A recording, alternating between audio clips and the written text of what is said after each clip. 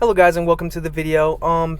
Before we get into what the topic of the video is today, if you guys wanted to see any of what's happening in the update that's going to be happening this Friday, you can go and click on Elia, click on Notice, and then click this one right here, and it will show you every single little detail that's going to be happening on Friday.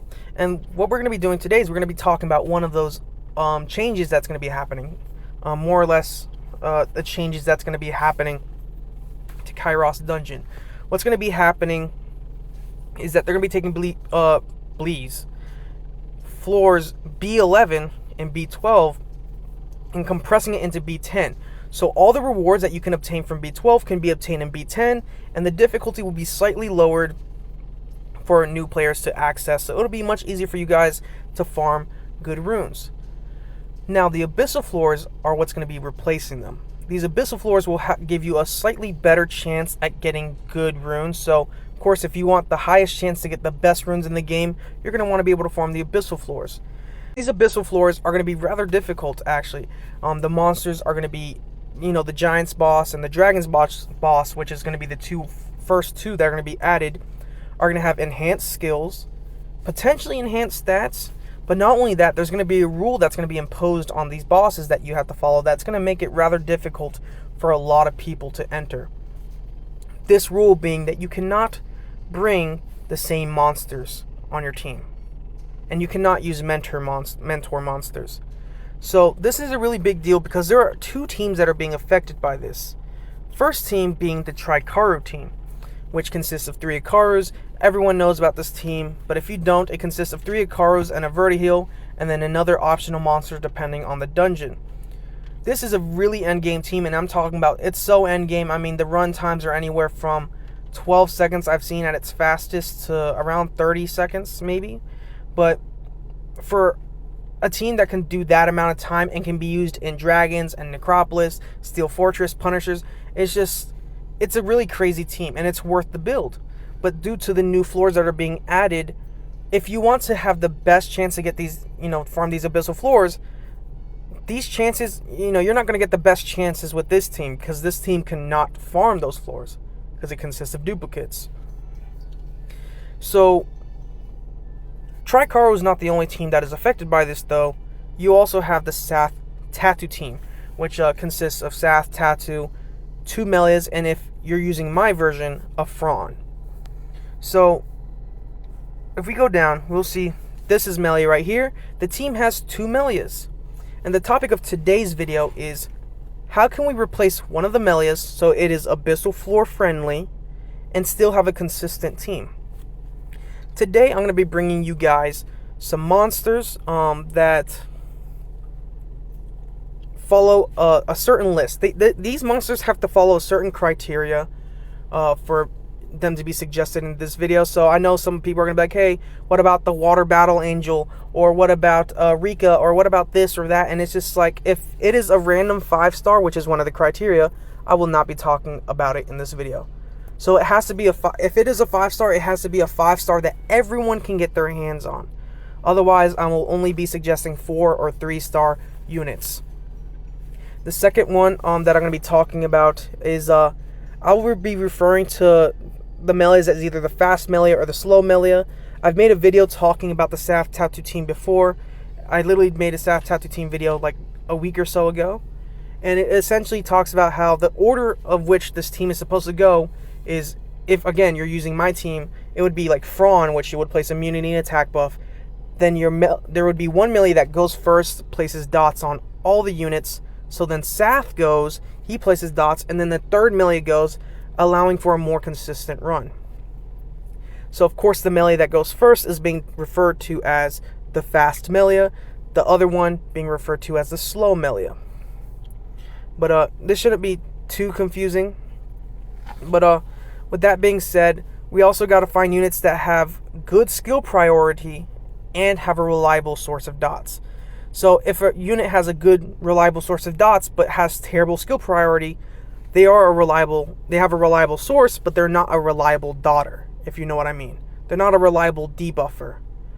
A unit has to be a reliable debuffer, otherwise they're not being considered.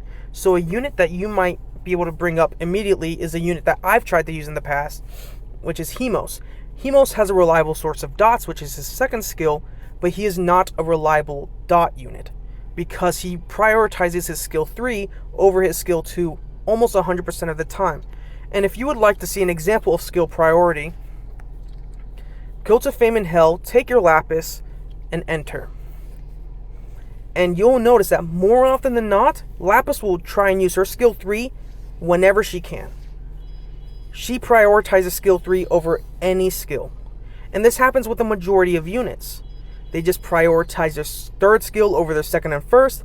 They'll prioritize their second skill over their first. And skill 1 rarely takes priority over anything. So again, whenever she gets the chance, she will use skill 3. Even when it doesn't call for it. Like now, she could have just skilled 1 and won. But she'll use skill 3 if possible. And when I used that Hemos on my 3-star account, that is what he did. He uses skill 3 even though I needed him for his dots. So do take this into consideration. Skill priority. Take that into consideration when we're looking at these units. I'm going to bring to you guys 4 units today. Out of all of these units, you should be able to at least get one of these and use these as a replacement for the Melia for when the Abyssal floors drop. So without any further ado, let's get into the actual list. The first unit on the list is Jarrett, the Wind Poison Master. If you also have the Dalsim, he is pretty much the same thing, which I wish I had the Dalsim on this account. But Jarrett is a reliable. He has a reliable source of dots, and he is actually a reliable dot unit. So I want to use him in action while I kind of talk about him, just to show you like how he works. Now, do note this: my Poison Master is not fully skilled up, so I've been testing him, and I want to make a video on him later on when I have his shields, or not his shields, his runes completely maxed. But this is essentially how he would work, right? His skill 3 attacks all enemies 3 times, and inflicts continuous damage with a 70% chance on each attack, and also has a 25% chance to stun the enemies for 1 turn every time he attacks. The inflicted damage increases by 50% per continuous damage effect on the enemy. So you could build him, as a damage dealing unit, or you could build him, super tanky. To me, it doesn't really matter too much.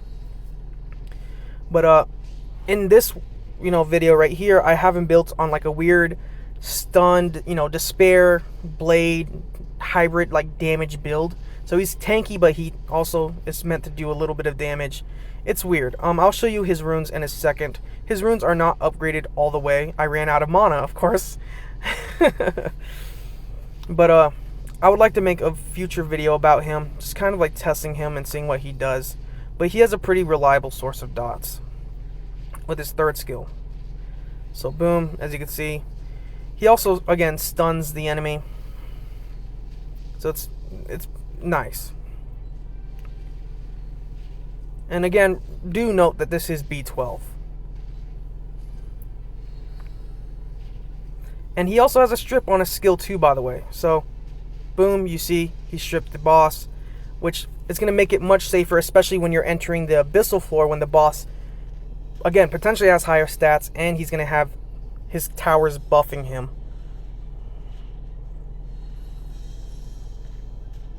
He didn't stun there.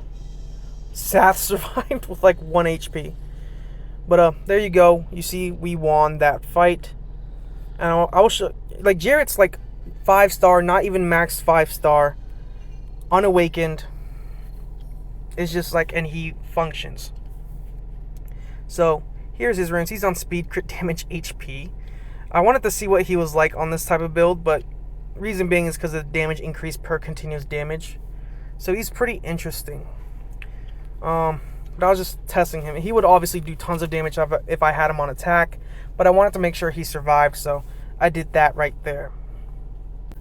The way people could obtain this guy is if you're a new player, you can obtain him through the Nat 4 summon event that you get in the beginning. And I know some people might be like, oh, you should be choosing Lucian in that event.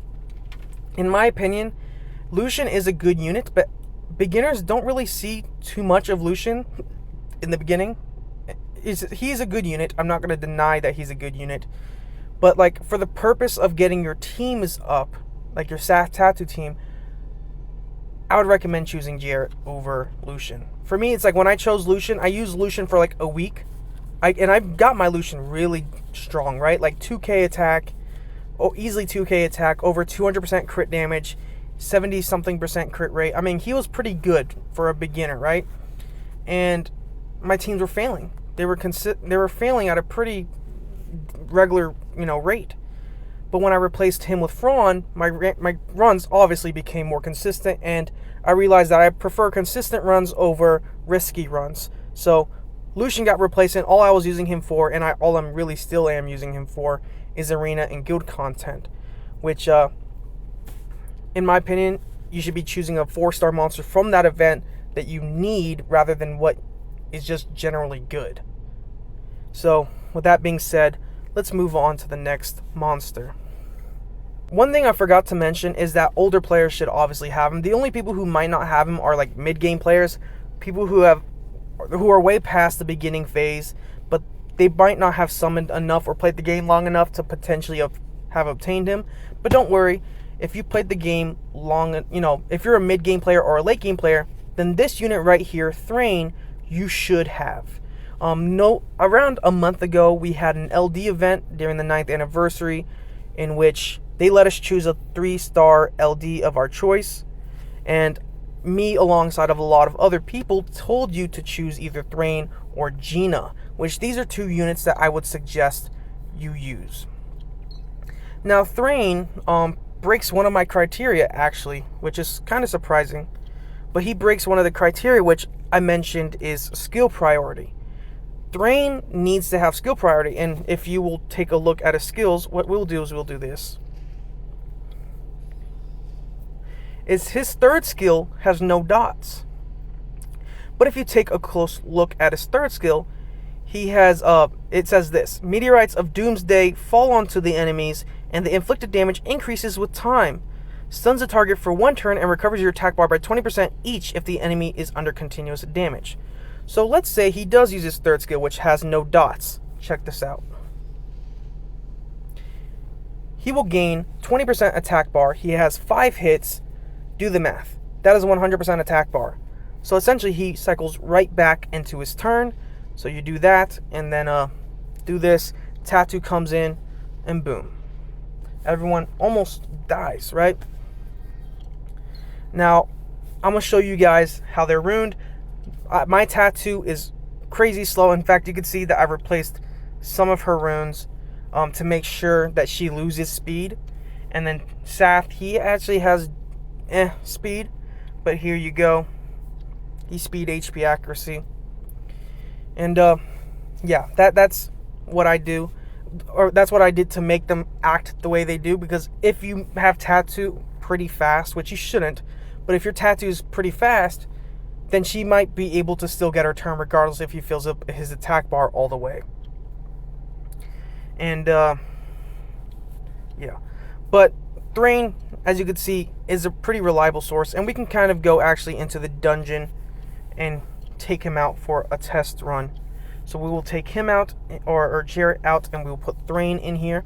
And for the last like 2 days, I've been using Thrain to actually farm Giant Speed 12, just to test to make sure that he's not an unreliable unit. So as you can see, the dots worked pretty well here. And he didn't even use his 3rd skill. He went from 2nd skill to skill 1. So it's like no matter what, he's going to get his turns out, and he's going to be able to get those dots in. As you can see, except the boss just resisted it for some reason.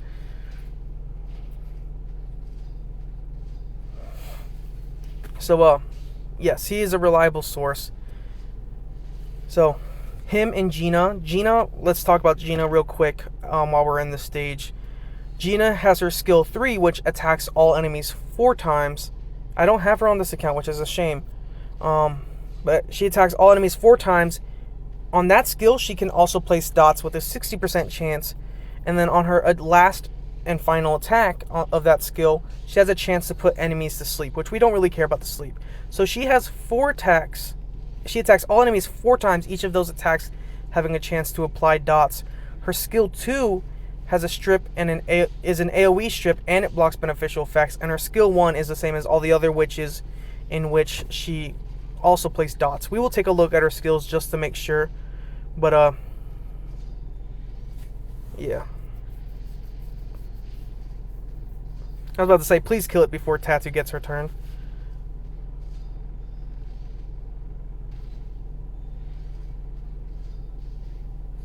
Oh, that almost went perfect.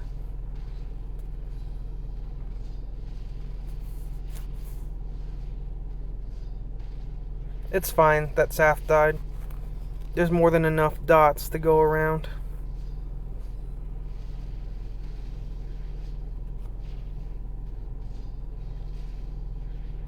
There we go. And that was actually the worst I've seen that team go. I've never seen Thrain and Saf die. But 2 minutes. That was also one of the longest, yeah. So let's go to actually, we'll do this. Let's go to Gina. So third skill, attacks all enemies 4 times, places dots, 60% chance each, and then also has a 60% chance to put enemies to sleep for 1 turn. AoE, strip, and blocks beneficial effects. So this is going to be good for the giant because he won't be able to receive his attack buff. And then she also has dots here, so she's also a pretty reliable source. I'll see if I can make a video on her, but no promises, right? But if those 3 units weren't enough for you, and if you somehow don't have any of those 3 units, there is one unit that you can get your hands on. That unit is the Homunculus. The Homunculus, he has pretty good crowd control. You see his first skill can be an AoE freeze. His second skill can be attacks all enemies 3 times and decreases their attack bar by 30% with a 60% chance each. You could build him on Despair if you wanted to, but you know, some people build him on Fatal Blade for Fame in Hell. And then right here, as you can see, his third skill attacks all enemies to inflict 2 continuous damage effects for 2 turns, and then 1 continuous damage effect is inflicted additionally for each harmful effect on the enemies with a 50% chance. So he could replace that slow Melia. You have him go third, Saf, or Melia places 1 pair of dots, Saf places another pair of dots. He would inflict 2 dots, and then he has a 50% chance to inflict 2 more on top of that. So there will be more than enough dots to be, you know, going around. On top of his good crowd control, I mean, a lot of these units are very safe replacements for Melia. In fact, they seem to be better than the previous Melia. So I do hope it helped in some way for you guys to look at this list, because when the update happens, if you take into consideration some of the monsters that I presented to you, you might be able to just enter into the Abyssal floor immediately. I mean, all you're having to do is build 1 new unit, and you're not really having to lose too much, unlike people who are using the Trikaru team. So I do hope I helped some of you out in this video.